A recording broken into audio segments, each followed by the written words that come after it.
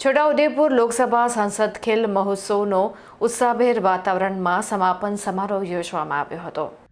પૂર્ણાહુતિના દિવસે દેશના પૂર્વ વડાપ્રધાન સ્વર્ગસ્થ અટલ બિહારી વાજપેયીજીના જન્મદિવસ એટલે કે સુશાસન દિવસે છોટાઉદેપુરના ઘેલાવાડ ગોકુલધામ રિસોર્ટ ખાતે છોટાઉદેપુર જિલ્લા પંચાયત પ્રમુખ મલકા પટેલના અધ્યક્ષસ્થાને આ સમાપન સમારોહ યોજવામાં આવ્યો હતો।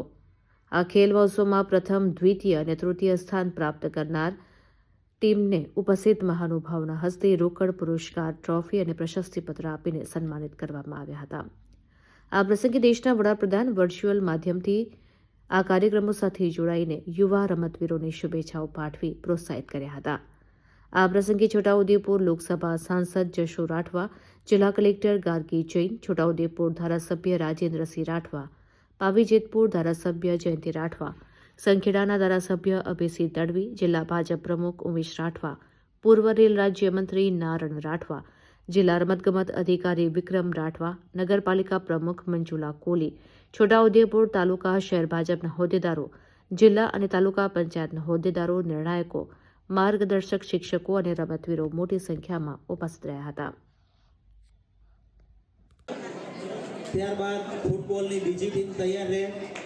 કે રાઠવા બ્રધર્સ ફૂટબોલ કપ કવાન।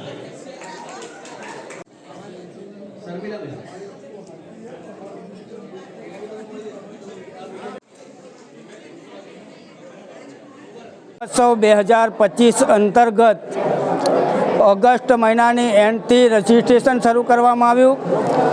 સમગ્ર દેશની અંદર સાંસદ ખેલ મહોત્સવની આજે સમાપન સમારોહ છે, ત્યારે આજે છોટાઉદેપુર લોકસભાની અંદર પણ વિજેતા થયેલા ખેલાડીઓને ટ્રોફી તથા પ્રોત્સાહિત ઇનામ તથા પ્રમાણપત્ર આપીને આ કાર્યક્રમની પૂર્ણાહુતિ કરવામાં આવી છે। ત્યારે દેશના યશસ્વી વડાપ્રધાન આદરણીય નરેન્દ્રભાઈ મોદી સાહેબ પણ વર્ચ્યુઅલી માધ્યમથી સમગ્ર દેશના ખેલાડીઓને સંબોધન કર્યું છે અને માર્ગદર્શન આપ્યું છે।